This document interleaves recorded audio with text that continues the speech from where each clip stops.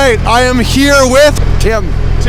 Tim, you have all of the political red pills in this country on the side of your truck. You even got Bill C-36 on there. Everything's on there. It's not my trailer though. I'm just pulling it for a friend of mine. What can Canadians do to better support truckers?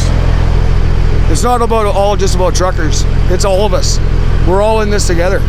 It's all the mandates and everything. As a trucker, yeah, you need to be able to cross the border with all that, but it's our freedom. It's everybody's freedom. It's not just ours.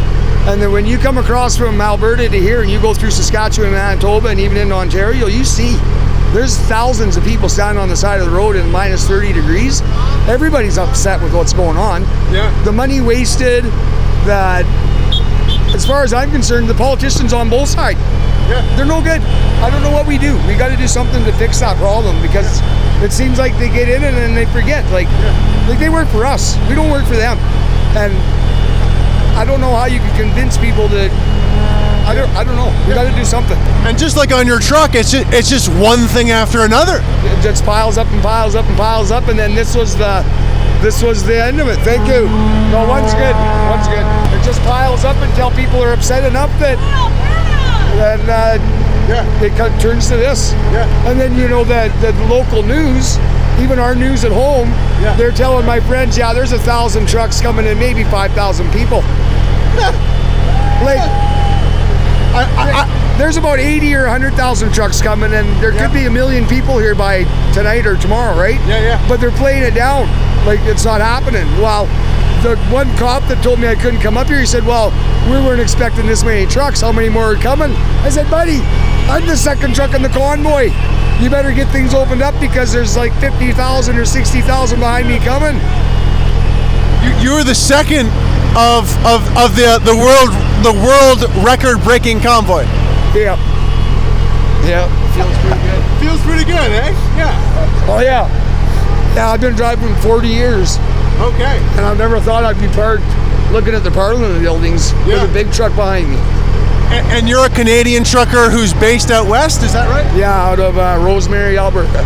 Right. And I think the biggest thing is there's a lot of guys that aren't vaxxed that go south, and if they come back to Canada, they want you to unload and quarantine for 14 days. Well, I'm quarantined in my truck. Yeah. And you know what? Yeah. I've had the flu. Yeah, COVID's bad. If I get it, I could die. But whatever. I'm not living with a mask on my face and sticking shots in my arm every freaking 3 months. Yeah. I'm not doing it. Yeah. I'm not doing it. Yeah. So what do you really need from Trudeau? I need him to quit. There needs to be a whole shakeup in everything, both sides. I don't know where we're gonna find honest people to run this country, but we're gonna have to do it, because a lot of them here aren't honest. And I mean, even like I said, our own freaking conservatives out in Alberta, they look to us and lie at us right on the news to us. Like the other day, they said, "Oh yeah, we kind of misreported.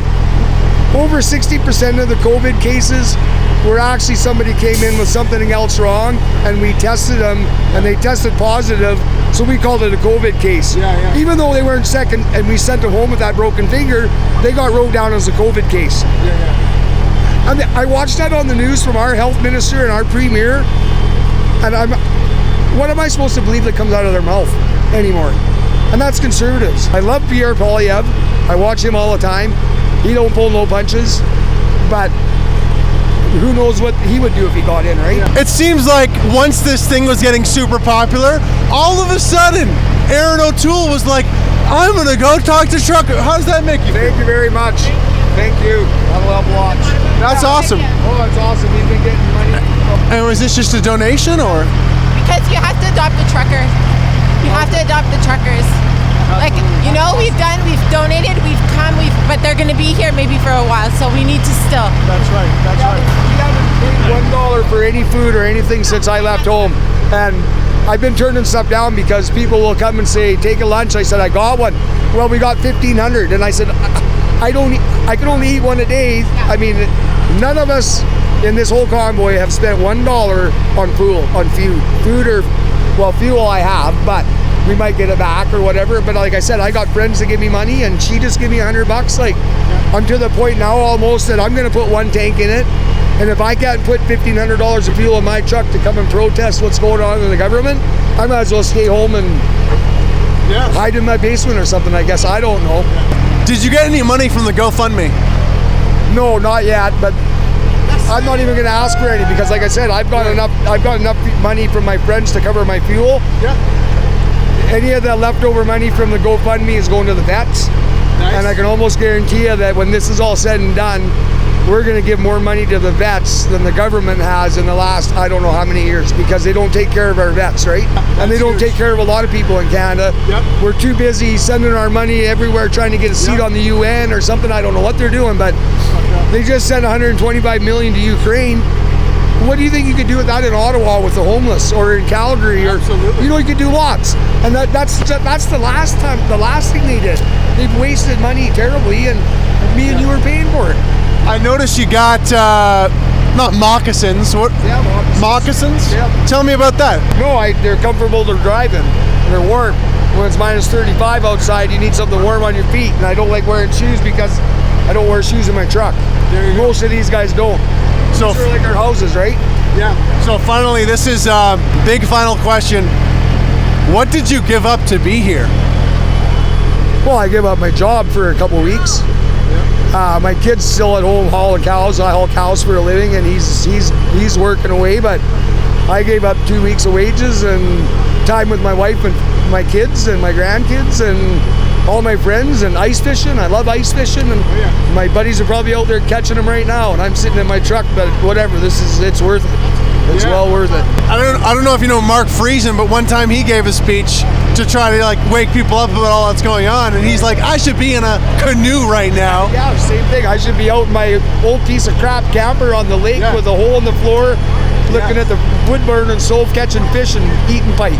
Absolutely. But I'm not. I'm here. And what does the next, if they don't reverse the mandates, like, what do you think it's going to look like? What are you willing to give up? Like, are you in it for the long haul?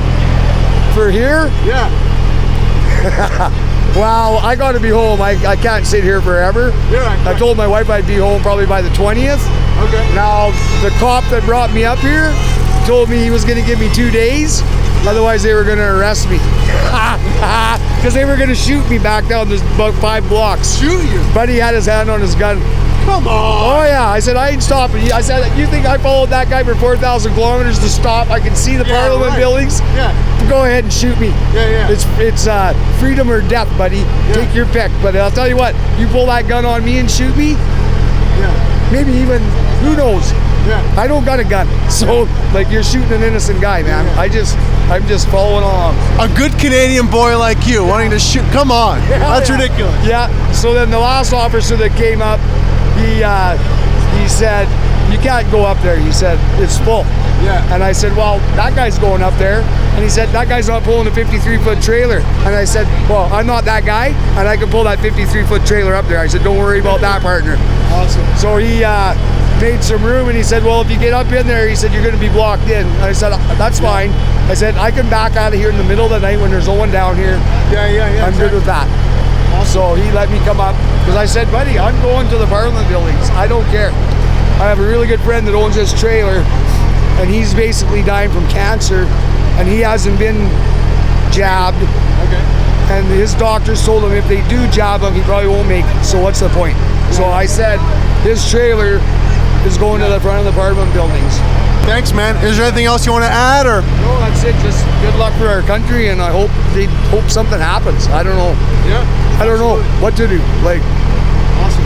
I mean, Justin's upset enough people bad enough that he should almost step down, but I don't know what you replace him with. Like, we're in a bad spot, right? We're in a really bad spot. It's true. On either side, it doesn't matter. Conservative, NDP, Liberal, the Bloc, it doesn't matter. Like, I don't know what we're gonna. But this, there's a lot of people here. Yeah. There's a lot of people here. Awesome. And the people on the overpasses, and the people, like I said, in the ditches, you know, the hunter rates were the best. They come to the #1 highway from all over Saskatchewan and Manitoba, and they were out there in the minus 32 and the wind was blowing in, and they were losing their minds when we went by. Yeah. Like, something's got to change, right? Awesome. Thanks so much for your time. Thanks a lot, eh? Canadian flags everywhere. We're going to keep doing interviews all week. I'm Greg Wycliffe. Make sure you like, share, subscribe. And to support more interviews and content like this, send a e-transfer to this email below. Thanks for supporting you guys. I want to give the real news to you, and we will talk to you soon.